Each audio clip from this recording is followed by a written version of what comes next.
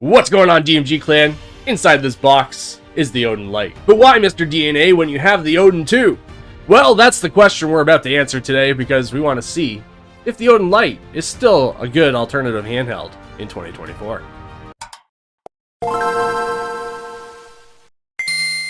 So you guys might ask, why did I get this? And yes, why? It's because I wanted to kind of get every AOIN handheld that has existed because I love my Odin 2, and this device is kind of similar to another device that I'm getting, and I want to do some comparisons. So that's one major reason why I got this thing, to share with you guys the experience of getting an Odin Lite.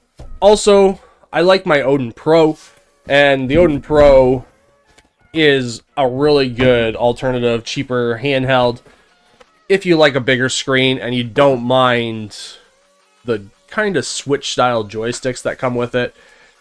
That is the only downside to that one, is that it came with the Switch style controller joysticks, but this device, the Odin Lite, or the Odin 1, I guess is what we're going to call it nowadays, really impressed me when I first got it. I got it in August. This is the Odin Lite, though. I got this one about a few weeks back, and I thought I would share my experiences with this thing and what it can do when it comes to emulation, Android gaming, and all that kind of stuff. And that's what I'm going to be doing here today, is just kind of explaining everything to do with that and doing some testing, because this device literally it's $199. Well, this one was. It's about $207 for... I don't know why the gray model is more expensive than the clear models are, and this is the clear model, which I'm excited to get into because I wanted the clear models for my Odin Pro, but they didn't have that left at the time. And that's another thing that I'm going to be doing on the channel, is actually seeing if I can convert my Odin Pro into either a half black, half clear, or a full clear, or vice versa. So put part of the shell on my Odin Pro and put part of the shell on my Odin Lite. So a guy I talked to on Instagram, or not on Instagram, on Discord, actually ended up saying that he found a way to root this thing, which is going to be interesting as well. So I'm going to probably try to root it, and we're going to check out everything to do with this thing in regards to emulation and all that kind of stuff. Now, I'm not sure what the heck this is all about. What are these little clips here? Okay, that's kind of weird. It looks like they got a a weird packaging going on here. I don't know. There's the USB-C charging cable with the data cable and everything. We got our user manual. There's the Odin in the box. These boxes are pretty nice. This one's kind of a velvety feel to it. I don't think my other box that came with my Odin Pro was velvet, but we have a whole bunch of stuff here that tells us what to do when it comes to system upgrading, and the other side is Chinese. This isn't really relevant to me, at least. It might be relevant to somebody that's never owned one of these, but this little device is a really nice little device, and the feel of it so far, I like that it's kind of gritty feel to the plastic, I guess. I don't know. Let's check this out. This is the clear Odin Lite, and it feels just like my Odin Pro. It's got all the same functionalities, the same buttons. Like, yeah, it does have these little joysticks that are based off of the Nintendo Switch, but they're tinier. And I do plan on upgrading these. We got the volume rocker at the top. We got our TF card slot, HDMI out. And look at that back. We got the M1 and M2 buttons on the back here. I really like the design of this device, in the sense of, I think other companies should have taken this into consideration. Retroid, when they designed their console. I don't care about the joysticks too much being down here and up there, whatever.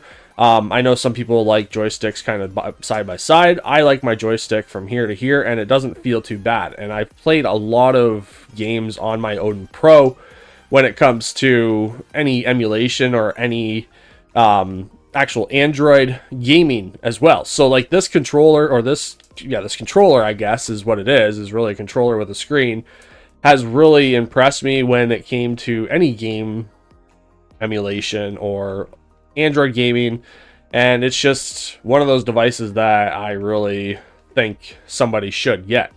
Now we got our setup process. The setup process is actually the quickest process when it comes to handhelds. Unlike some devices like Samsung, for example, Samsung, it takes a while to go through their setup. I'm gonna do this off screen so you guys don't see my password. Not that I think anybody's just gonna come on over and connect to my internet, but that's all set up for you.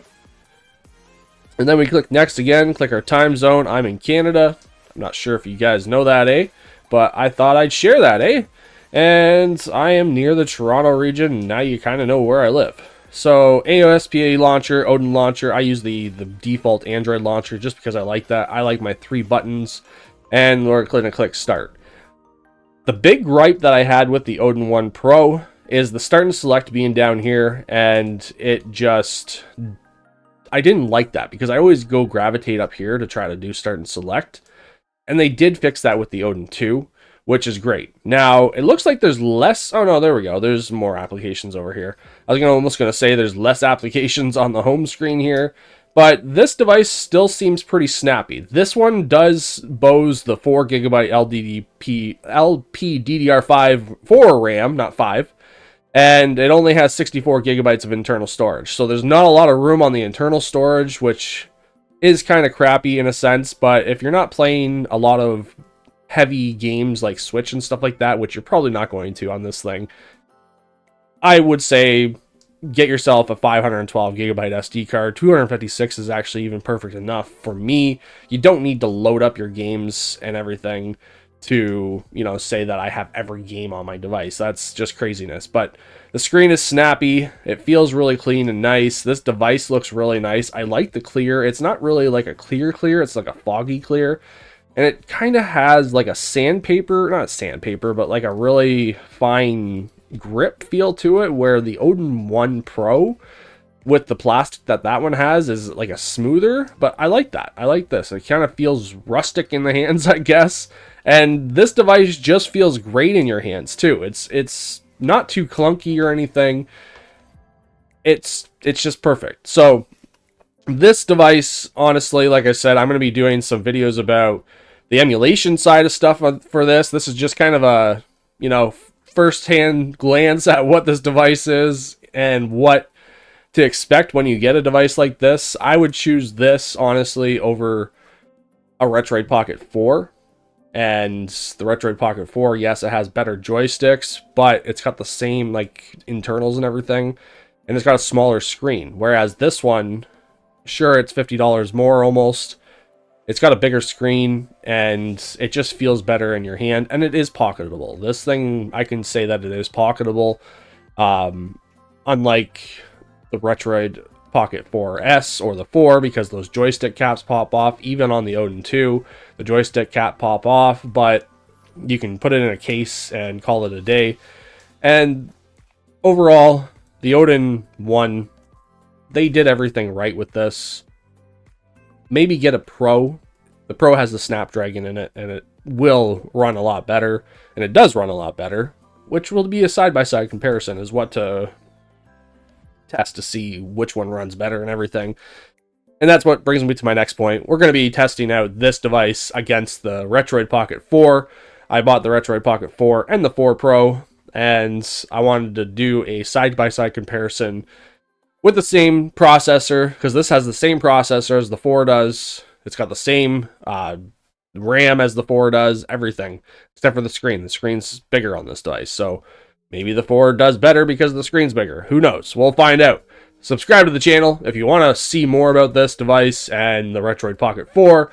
Become a member to gain extra perks on the channel. I want to thank all my members. I want to thank everybody for joining in on the DMG Clan and joining in on the channel as we almost approach 6,000 subscribers. I'm really excited about that. Have a nice day, guys. Go enjoy gaming. I'm going to go play with this thing a bit. Bye-bye!